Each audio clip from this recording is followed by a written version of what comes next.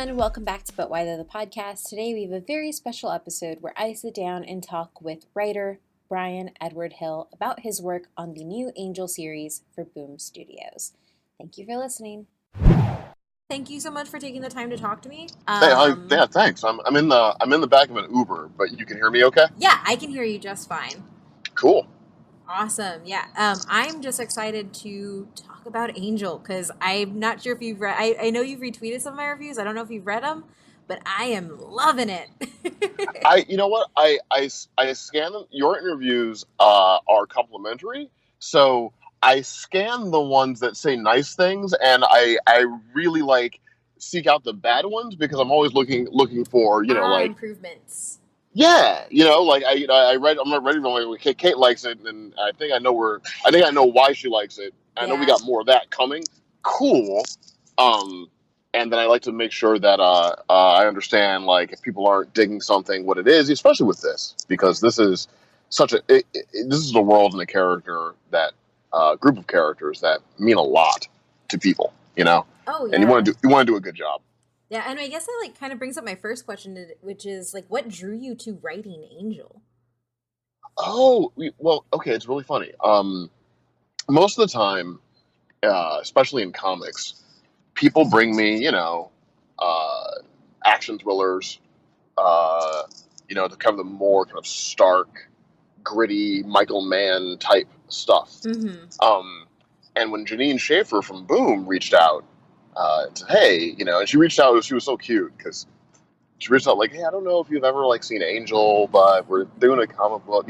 Almost I'd be vampires, don't bother me with the vampires. But I love Angel. Angel's actually my favorite one between the two. I was more of an Angel person than Buffy person. Always more of an Angel person. Yeah. And I really absorbed the series when it was on.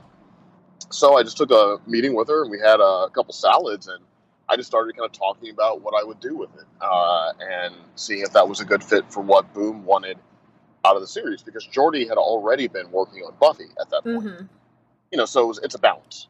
You want to make sure that what I'm doing is working well with what Jordy's doing. Yeah. So that there's a synergy between the books, but Janine responded to those ideas, and I wanted to do something with Boom for a while. I just haven't found the right thing.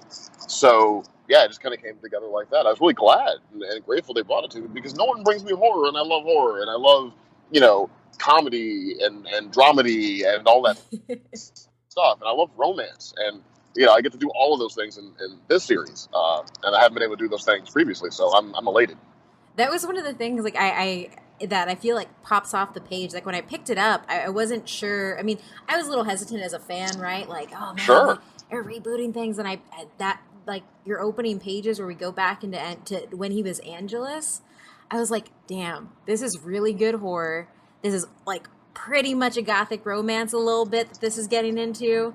How do you kind of marry showcasing the past as Angelus as well as showcasing Angel now? Because I know that's something you've been doing with each book.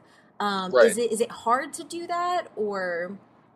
Well, it's always tricky when you're working in two different time periods, and the key there is making sure that each of those narratives enhances the other, right? Mm-hmm. So with the advantage that we have in the book is audiences are already familiar with the fact that Angel was a person named Angelus, and and all this other stuff. So that's not a secret we have to keep, like it was in Buffy when he first appeared and all of that. And part of what I wanted to do was use the medium of comics in a way that was unique. In television, because I work in television, you have budget considerations, you have scope considerations. It can, unless you're HBO making, George Martin novels, it can really only get so big. It can't get too out of hand. But in a comic, you have limitless capacity to expand the world. And so I wanted to bring the sense of the epic to Angel. When you have a character that's been alive and then dead and alive for so long, there's so much story there.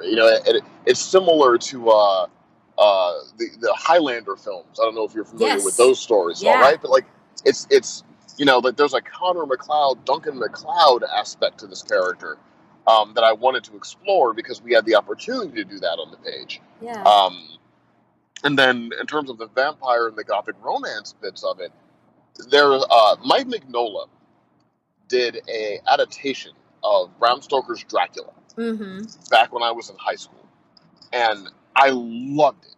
It was like one of my favorite comics, and I've always had that thing in the back of my mind, and looking for a project where I could use some of those influences, and this seemed like a good one, to kind of bring in the Baroque, classic, almost Bram Stoker, aspects of vampirism and vampire lore to this, while we have a very contemporary story set in like Michael Mann's Los Angeles. Yeah. So, there's like all these different things that are kind of, moving around at the same time. And it can be a little tricky, but it's the kind of tricky I enjoy. One of the things that I've been wondering, because I'm obviously reading Angel and I've been reviewing Buffy as well, and with these kind of like revisits, reboots of these characters, a lot of it was, bringing them into where we are now, like into our time. How did you go about kind of like what pieces of, sorry, I'm having a hard time forming this question. I know what I want to ask, but I'm like trying to. That's all good. Like how did I approach it to make it contemporary while like still right? Yeah, because it's one of those things I don't think people think about. I think like, oh well, this show wasn't on that long ago. It's like no, like the 2000s is a a very period. You got to do a lot of movement to get. Oh, that's like a lifetime ago. Like if a lot of people who are like 1 year old then have their own children now, right? Oh gosh. Yeah. Well, what helps me out is that I'm remarkably immature, and that's always helpful when you want to write a story that can interface with what's going on with like youth culture and it's kind of the bleeding edge of what's happening out here. I mean, I've always looked at the Whedon-verse as being uniquely authentic to what it's like, to grow up, to figure yourself out, like those kind of things. It's like you had Wes Craven in the '80s. With the Elm Street pictures, and then you had Kevin Williamson. He was doing his thing, and Whedon was kind of along with that, right? I work with a lot of kids in like crisis situations. I do peer-to-peer counseling a lot, and I think a lot about what they're going through. And there's a unique struggle now, identity, figuring out who you are and what you are and what you can be, and dealing with social comparison, endless social comparison, and like there's so much pressure on people now, and sometimes the opportunity can be difficult to find. So I wanted to touch base, with that kind of stuff, and in that first arc, you see me bringing in aspects of social media and kind of what that can be. And I don't want the book to be preachy. I don't want to tell people how to live. I'm never one of those people that wants to tell people how to live. But I wanted to kind of surface that stuff and deal with it and use the power of allegory to explore those issues. So, truth is always kind of constant, and you sometimes the aesthetics change, and sometimes the slang will change, the lingo can be a little bit different, but the truth is the same. It's I think why if people were to fire up Rebel Without a Cause right now, they would still understand what Jim Stark was going through. You still understand what James Dean's talking about. You're tearing me apart, right? Yeah. So, I think those things just remain universal. It's just about opening up your mind and your heart to what's really going on in the world around you. And I'm really happy you brought up kind of like this use of social media, because the vanity demon that you introduced in this first arc, and having him kind of travel through social media. That's something that has been like really intriguing, really interesting to me. And like, what kind of, I guess, honestly, I, looking at like telling this type of truth, like, why was that your first demon to go to? Because big bads, I mean, it's hard to nail a big bad. It is. It is tricky, Well, Kate, like, it's usually what I'm thinking about, at the time. And, I'm on Twitter, kind of consistently when I have the time to be there. And, I keep my DMs open. So a lot of people, they'll just, ask me questions about writing, but sometimes people ask me personal questions. I don't know why, but maybe they've read something in my work that makes them think that I might have some insight about something. And I'm always humble about it, but I try to provide experience when I can. And one of the things I got from people was thinking about just this pressure to be a certain way for people, like Yeah. the pressure to live a performative life, right? Yeah. Like we live to show how we're living to other people, and that's a lot. That's a lot to put on your shoulders, Yeah. And then when you combine that with anonymity and what anonymity can do to people, the kind of cruelty and a lack of conscience that you see exhibited by people because they can hide behind an avatar. And then I started thinking, well, you never know who or what is behind that avatar, right? Yeah. And if social media, if the internet is kind of like a hive mind, then other things could find their way into the subconscious of that hive mind, and the evil that's in the world of Angel is kind of an insidious evil. Yeah. It's an evil that seeks to weave itself into our world and remain hidden. What I love about Whedon's work is, his big bads, they want to take over everything, but they want to kind of remain in the shadows until it's too late for anyone to stop it, right? Yeah.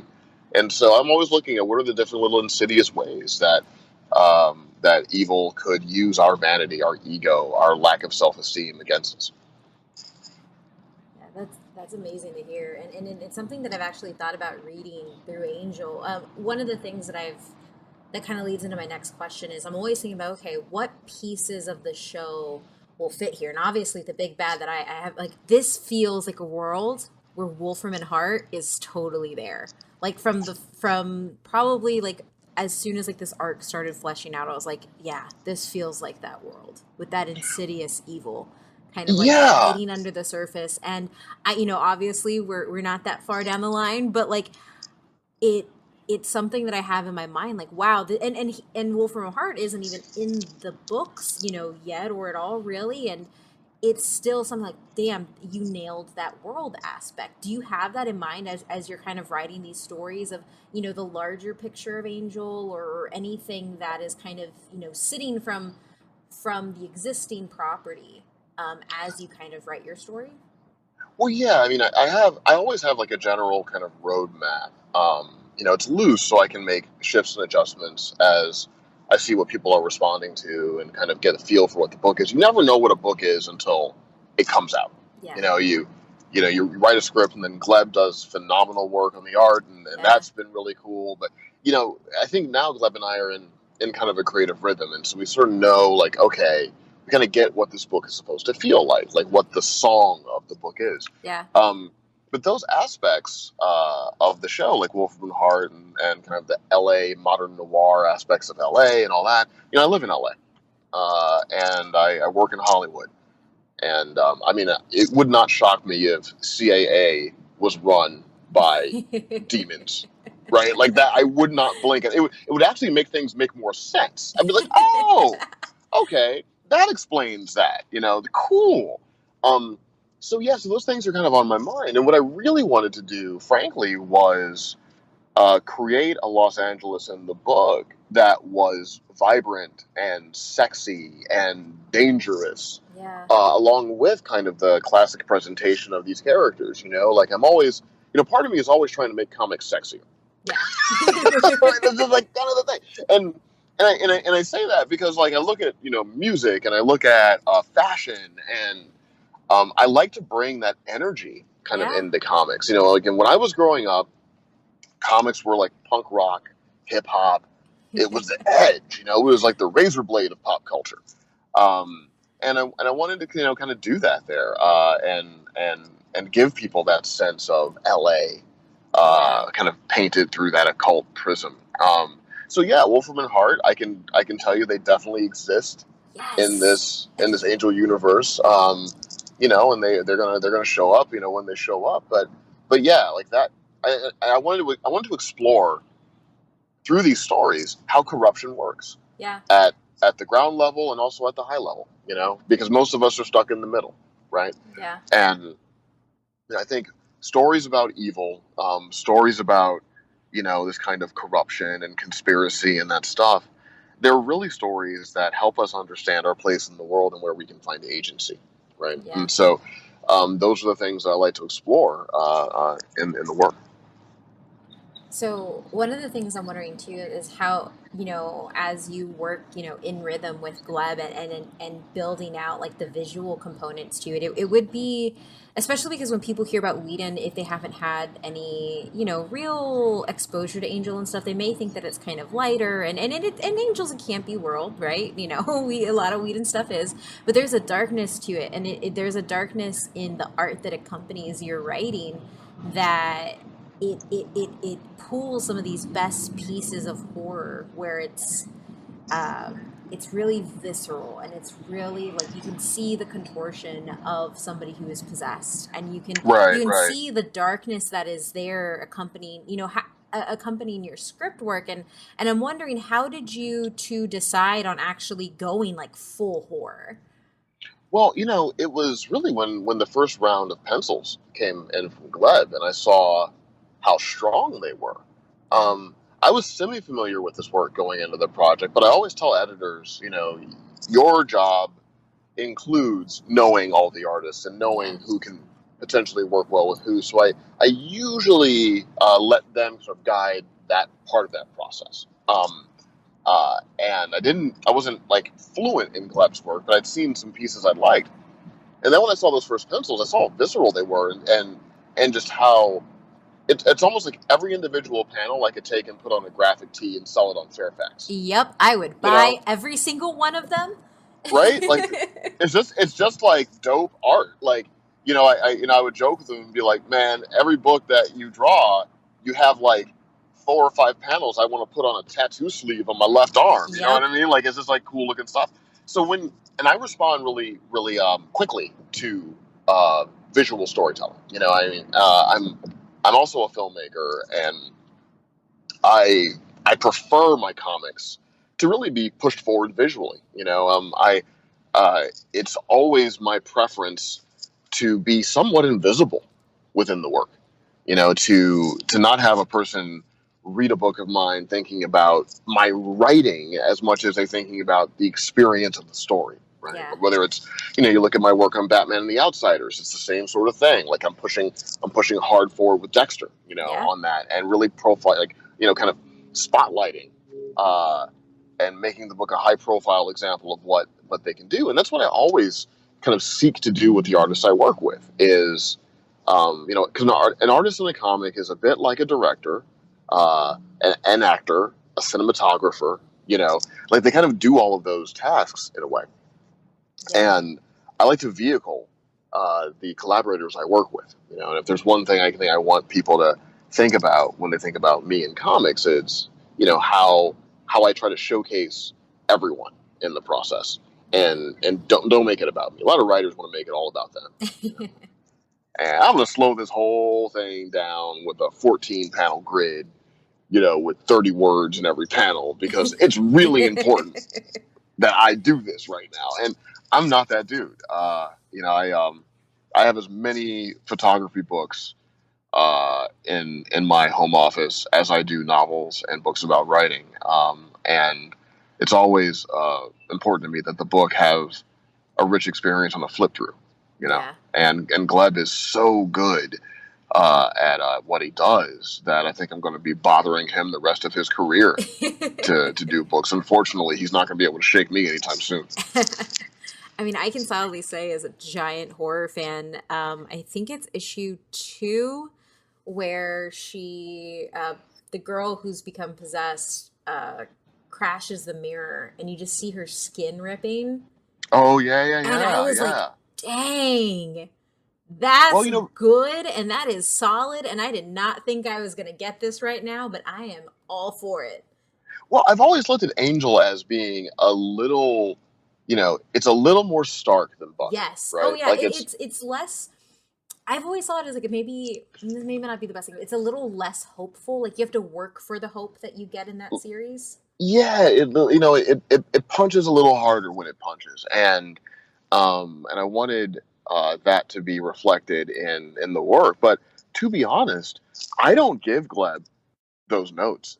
Like he just like finds the passion. You know what I mean? Like he just gets in the booth and raps really hard on the beat, right? So you know that's not. I mean that's not something I tell him to do. Like I just produce the track, right? And then he comes in and he just lays it down. You know, so um, that's that's all his talent and his vision. And but what I love about it is it's also counterbalanced with some of the sensitivity and the tenderness in his art too. Yeah. Like the way he can draw human expressions and human interaction and Yeah. compassion and those things because There's like this the first time we see Angel interact with Fred, there's just yeah. this pure empathy that comes out of him, which is something to say because in any iteration of Angel, like that man is just tall, dark, mysterious, and you never know what he's thinking. But yet, every panel I've seen in this series so far, I get that traditional Angel, look, but I also Mhm. get that emotion behind it, and I'm like, damn, Well, Angel wants to be good. He just yeah. doesn't know how. Right? But he's invested into it, and I think part of the goal of some of those flashbacks is to, without telling you why he's motivated, show you why he's so motivated to kind of repair what he messed up before. And Fred, you're going to discover that Fred is a character that has been kind of dragged into very powerful forces, Hmm. and she is caught between those forces in a lot of ways. And Angel, I think, immediately, without even understanding the details of what she's going through, he can see that. He just Yeah. knows what that is, right? And wants to make sure that wants to make sure that he can protect her from the things that are after her that she doesn't even understand, right? Yeah. Um, so that kind of that sort of the different shades of his character, the different ways he can react, the savagery and the compassion. It's really Gleb that makes that work because there's nothing I can do with dialogue that can be equally effective. I mean, if I just say like I'm really compassionate right now, that doesn't make a difference. Like it's bad line, right? So you depend on, I think, your artists to be able to do that stuff the same way you would depend on an actor Yeah. to be able to make a line go away. And there's most of the work I do in these scripts, and I see his art. I just cut dialogue Yeah. because I realized like, oh, his art did the job, and these lines are getting in the way. So let me go ahead and cut this and give him more space to be seen. Wow. I'm falling more in love with. I was already in love with this book. I'm falling more in love with this book now. Oh, I'm glad. I'm glad. So now, like mentioning Fred, obviously there are some changes in the general trajectory, which they're gonna be. Sure. Fred shows up real early now, and what was the choice of the Angel characters to bring in? Why Fred first? I mean, beyond the fact that I had like a huge crush on Amy Acker for a while, beyond that, I'm just playing Amy. If you read this, I mean, I think everybody had a crush on Amy, or at the very least, Blue Amy. yeah, I'm just, I mean, in a professional sense only. But no, but in all seriousness, I just thought it would be interesting to kind of bring those figures in a little earlier, and kind of get to the synergy of the group sooner, Yeah. and in a lot of ways, these first arcs of Angel are almost like in a Tolkien sense about the gathering of the warriors, Yeah. right? Where we're putting together the group, for like the upcoming battles to come. And in comics, there's so many books out there, Kate.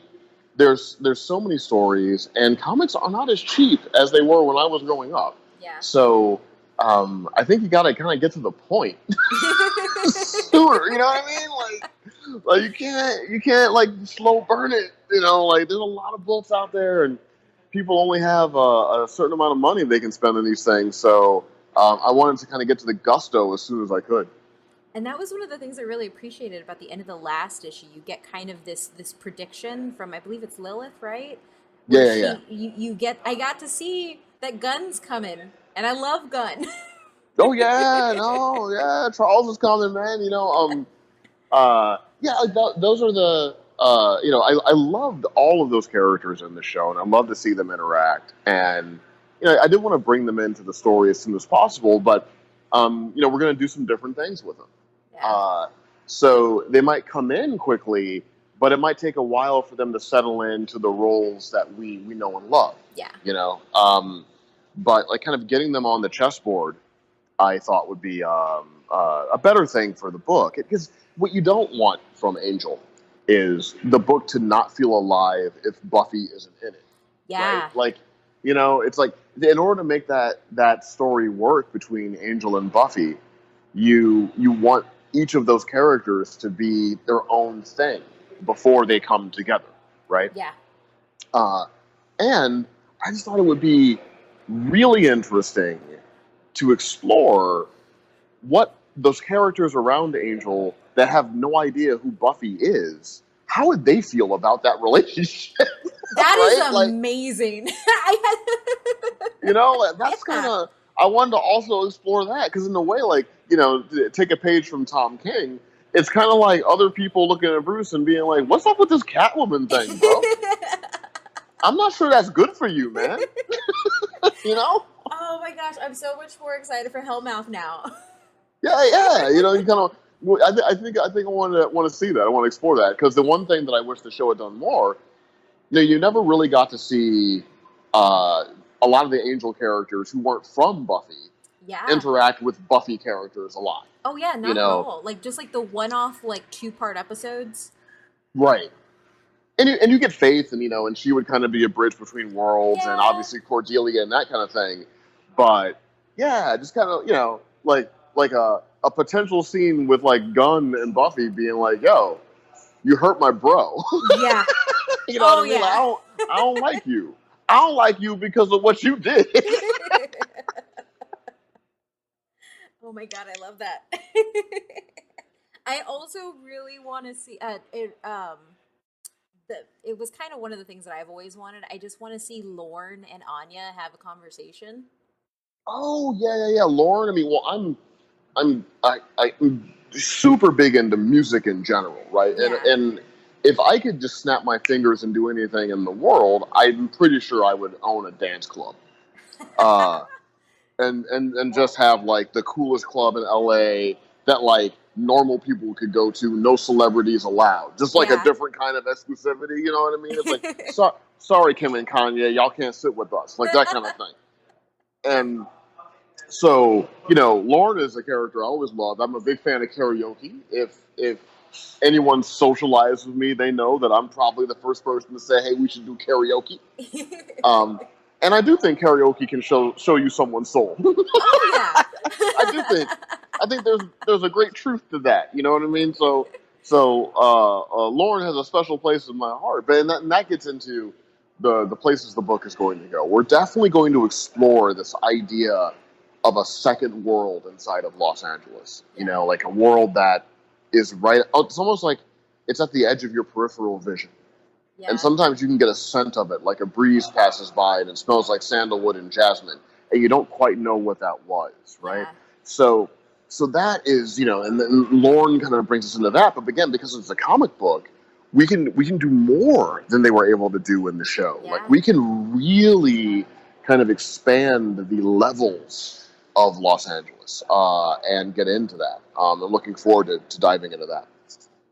Mentioning Jasmine, the one question I've been wanting to know is Lilith's character design influenced by Jasmine at all? A little. Like I gave Gleb, when I describe characters to artists, I tend not to give them specifics. Yeah. I tend to describe like what it would feel like to be in a room with them, what they might smell like. Here are the kinds of clothes they would wear. Here's the kind of music they would listen to, because I feel like that gives them enough, of an emotional sense of what a character is, without encumbering them with, well, I need her to look just like this, and she has to be this tall, and I need to have that, because that's not my floor. Like that's not what I do. Like I'm the writer. I'm not the person that's visualizing the story. I'm not the visual storyteller. So a lot of that just came from Gleb, and I did a lot of research about Lilith as a mythical figure, Yeah. as all the different sort of viewpoints on her. And what I really responded to about her mythology was how she was kind of maligned Mm-hmm. and demonized by misogyny. Yeah. There's a lot of misogyny involved in the demonization of feminine power, right? I mean, you have a story of a character that simply wanted to be equal to Adam in the garden and Yeah. was banished for it, and now called like the mother of demons and blamed for sudden infant death syndrome, Yeah. and all that stuff, is unfortunately a byproduct of men having too much power for too long and being afraid of women, and Yeah. particularly being afraid of their own desire for women, right?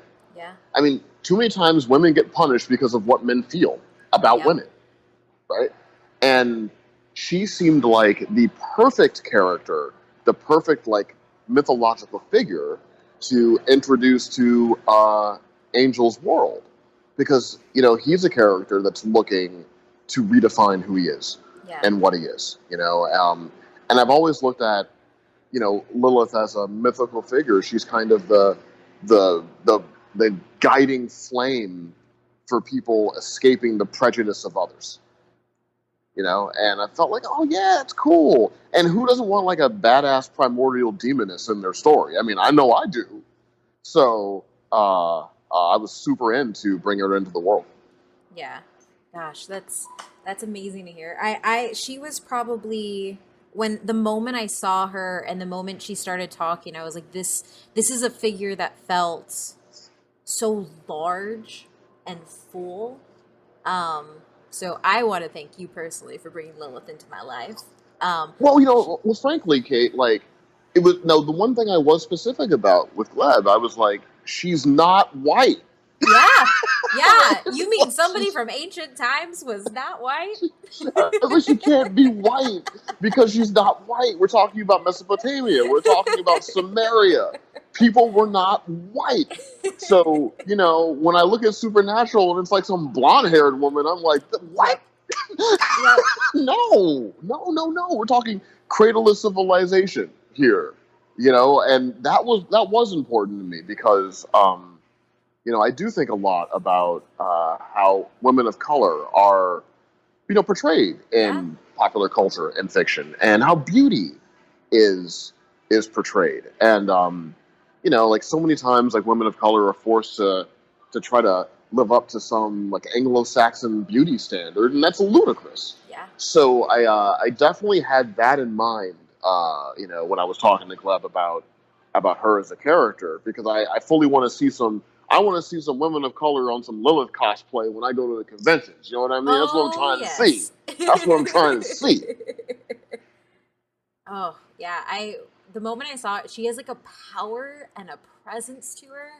And I don't remember if I noted it in my review, but I was just like, and she's a brown woman, and I love this. And Yeah, and it speaks to hits. it, right? And Yeah, is very explicit about such things. exactly. And I think for me, like I've been in love with Gina Torres.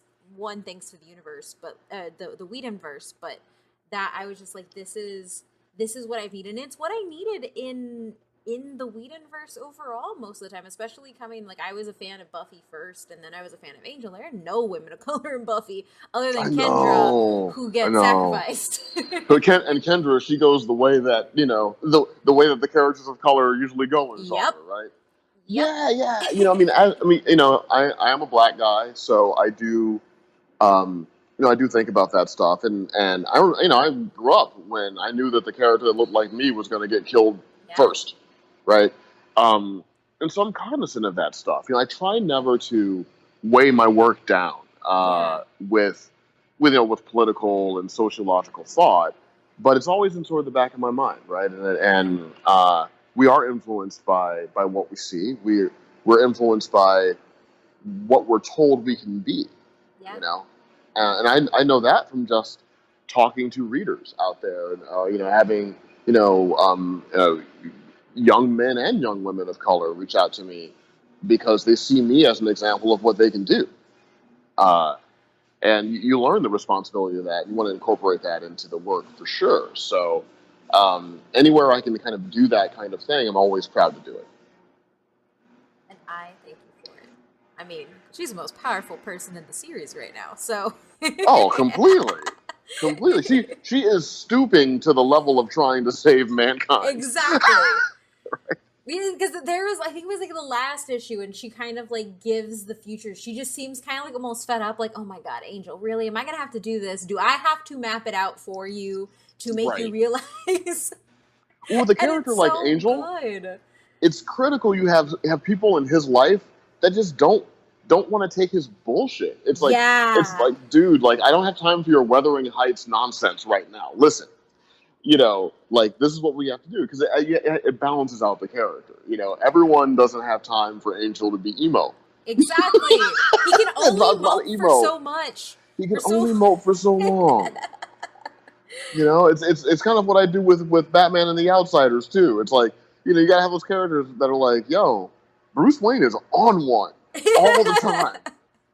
Why is Bruce like Drake right now? It's almost like every Angel hip-hop song would start off with a phone call, right? Yeah. Oh, God. Yes. It's like, too many phone call songs, Angel. We need some club bangers in here. Yeah. And that's something that I've really liked about kind of what you've done with the series is, obviously, I loved Angel 1 because I am in love with David Boreanaz, and I have been for much of my life. Sure. But, he seems in this series he is so much more than what a lot of his first introduction let him be. Well, yeah. Well, I have the benefit of being able to watch all of it, right? Yeah, like, like I've seen all of Buffy, I've seen all of Angel, and I've read the Dark Horse stuff that was out there previously, and I've met Boreanaz a couple times just out and about, and. One, I wanted to kind of vehicle how I felt when I just met the dude and had a conversation with him. Yeah. Like, just what it was like to be around that fella when he was out of character. And then also I think as the show developed, they found some things and then they incorporated those in there. But because we know those things are there, we can bring all that stuff in there from the beginning.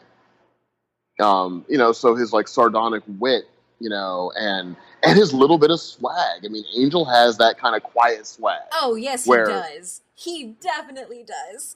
It's like, I'm not really going to draw attention to it, but that cup you're holding is worth a lot of money. So, be careful. The last person to touch it was Cleopatra. Just saying. Oh, well, I mean, I could go on and on and on about Angel.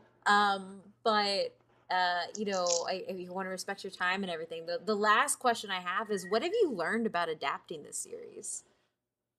Oh, that's a very good question, Kate. Well, I work in a lot of forms. I'm a screenwriter. I'm a television writer. I've done a lot of comics, original and kind of part of universes. And they all teach you something different. But to me, it was really the undying love that people have for this world and the character, right? Like and for me, every project is a lesson in humility. And I was very clear to Janine and Boom that we're going to have to change some things because it's just 2019 now and things are different. But I always want to be humble to the source material. I get frustrated when a creator who I might admire comes on board to something and just starts turning every apple cart upside down because they have a notion, I'm not a guy that wants to see angry Superman try to kill Batman for 40 minutes. That's not really why I want Superman in a movie. That's not why I want Batman in a movie. No shots fired, but just, I respect readers a lot. I know that these books are not cheap. It's not like a disposable income. Comics used to be like, I'm going to get a Slurpee and a Snickers bar and like 3 comics. Yeah. Now it's like, all right, I got a budget because these things are like $5 a shot, right? Yeah. That's a sandwich, and if you ask Popeyes, it's a pretty good sandwich. So, the question I was asking myself is my work better than a sandwich, right? Yeah. And it's a joke, but it's serious in a way. So, um, what I always learn is how to respect the source material, how to respect the fan base, and how to bring people along with you so that they don't feel like you're coming in and forcing them to see it the way you see it. You're just like kind of bringing them kind of slowly into your vision, and hopefully they appreciate it. And people have been so warm. I mean, a lot of people that buy this book, this is the only comic book they buy, right? Yeah. Like, they're not comic book people, they're angel people. Yeah. And so now my work gets to flex in front of people that had no idea who I was, and has introduced me to a whole new thing. So yeah, I think you always learn those things about yourself, and you learn, where you are inside the material, and also like how all of that can add up to the best experience for the end user, which is what this game is all about. Awesome. Well, this has been amazing talking with you. Like I said, like this is making me love the book more than I already did, which I Oh, didn't well, know thank you, was Kate. possible. I'm glad you reached out. I think you're awesome. I Oh, love thank talking to you. you. Love talking to you on Twitter, and I was like, oh yeah, she's dope. Let's totally do this. Awesome. Yeah, I mean, like I said, like it wasn't that I came in with a bias. I just came like, man, I don't know how are you gonna redo Angel. How's this gonna be? And then I Oh, picked believe it me, up I and had I a was night like, of that ooh. myself. There was a night when I was like, how am I going to redo Angel? What's this even going to be? Nothing that a little Johnny Walker Black, and some Spotify can't fix. Well, you have done an amazing job. You and Gleb have been probably one of my highlights of the month when I pick up this book. Oh, right on. Well, I'll You've make been sure I pass that awesome. on to him, because I'm sure he'd appreciate it. Yeah, and if he decides to make any T-shirts with that art, I will Yo, I'm buy gonna have them. a conversation with dude. We gonna get that going because my wife and I are doing a streetwear thing anyway. Yeah. Uh, and I'm gonna see if I can go ahead and get a couple pieces of art cleared to put on some swag, because Yes. we can, Kate. Sometimes we just have to do it to them. Yeah. You know, you know. Awesome. Well, why don't you tell everybody listening where they can find you and keep up with your work? Oh, absolutely. Well, the easiest place to get to me is Twitter. So I'm at Bryan Edward Hill, and that's Bryan with a Y. Why? Because we like you. And you can, add me to Twitter, follow me there. I keep my DMs open, shoot writing questions over at me. That's probably the best way to find me on social media. I'm on Instagram too, Bryan E. Hill, but mostly that's like my photography. But if you want to see like my fashion photography side, then you can go ahead and do that. And Angel, we got one of those coming for you every month, and I'm working on a little character called Batman, and you might have heard of him, and he's out there with the Outsiders every month, and I got stuff happening. I'm out there, and I will be at New York Comic Con this year, so I'll let people know what my schedule is for that and what I'm signing, and come see me on the East Coast. Awesome. Well, thank you so much, Bryan. This has been amazing. Right on. Well, thank you so much for taking the time. You have a good weekend. Thank you. You too. All Bye. right, cheers.